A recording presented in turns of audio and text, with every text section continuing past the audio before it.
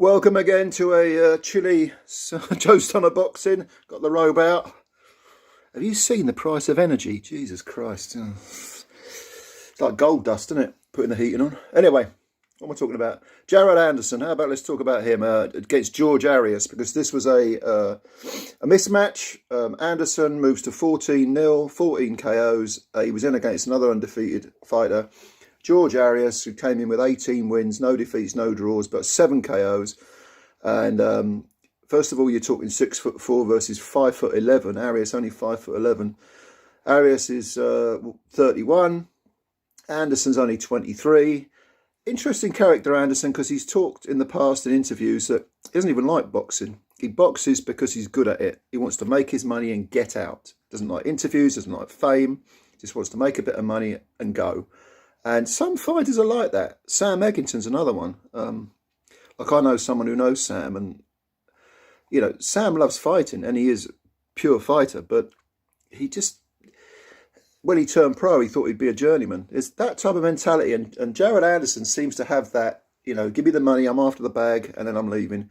And that's fair enough. That's fair enough. You know, it is after all called prize fighting. But he didn't have much to beat up this time because Arias, though undefeated, like I say, 5'11", predictably, anyone you get who's a sort of squat heavyweight, they compare them to Mike Tyson. There is nothing to compare George Arias to Mike Tyson to, trust me, except, well, maybe one thing, lots and lots of movement from the waist. You know, you remember the peak Tyson when he was an absolute destroyer, sort of thundering through the heavyweight division. You know, lots of movement at the waist, and he'd explode. Well, Arias hasn't quite got the explosion bit down, and probably never will. But he did fire a few winging punches over the top. The left hand actually connected as a sort of roundhouse left hand. He's got quick hands, Arias. Very quick hands, as you might expect from a smaller guy. And the left hand was landing around the corner, but in no shape or form did he put any kind of dent in Anderson. And the fight started, and within seconds, Arias is skirting around the edge of the ring, the perimeter of the ring. Absolutely no desire to engage. And within the opening seconds, Anderson dropped his hands, sort of rocked from one foot to the other, as if to say, well, are we fighting or not? What are you doing? Where are you going?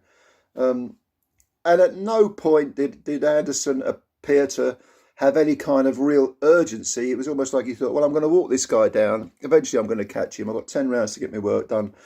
And that's exactly how it played out. Arias was moving a lot, and he was firing punches. He was firing jabs as well as the roundhouse punches. He was catching Anderson. I don't know whether it was disdain on Anderson's part or whether it's genuinely something Anderson needs to work on defensively. But George Arias, I mean, you know, not a bad fighter. He's from the Bronx. He's not a world-class fighter. He's not useless. He's got some idea of how to box. But Anderson has been, you know, thought of for some time now as being potentially an elite fighter. He stopped Jerry Forrest in 2 rounds in his previous fight. In fact, his last 5 fights ended in the second round. This time he had to go around longer. He went 3 rounds, and then finally at the end of the 3rd round, Anderson caught up with Arias. He was firing some very good punches to the body to slow Arias down. That was from very early in the fight, which is always great to see. He caught Arias. Arias was shaken.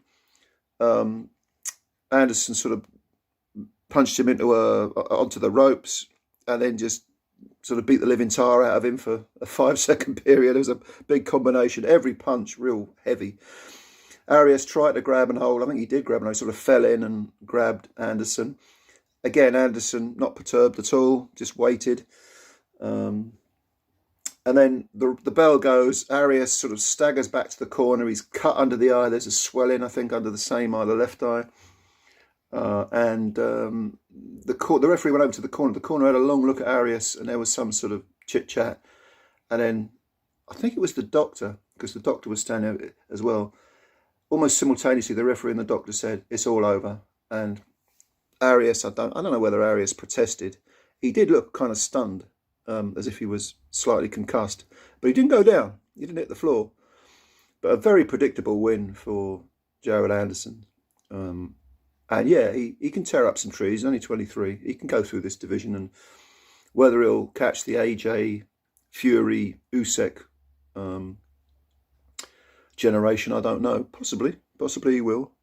But at 23, give him another 5 years. He'll let the others put some miles on the clock, and then, you know, by the time he's reached his, maybe he has got his man strength already. I dread to think if there's more to come. Maybe then he'll be able to take over. But people have said, and you know, recently, in fact, not recently, but consistently for quite a period of time now, they said, "Oh, the heavyweight division's garbage." It isn't garbage at all. There's lots of talent there. The problem is they don't fight each other often enough. That's the problem. There's talented fighters out there, even at B level, and there's some decent fighters. But they've got to fight each other. It's as simple as that. That's why I like the little guys. You know, the Flies, the Bantams, Super Bantams. They fight each other.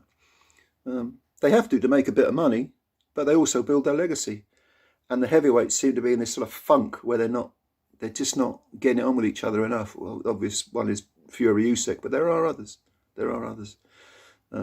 So let me know what you think about this fight.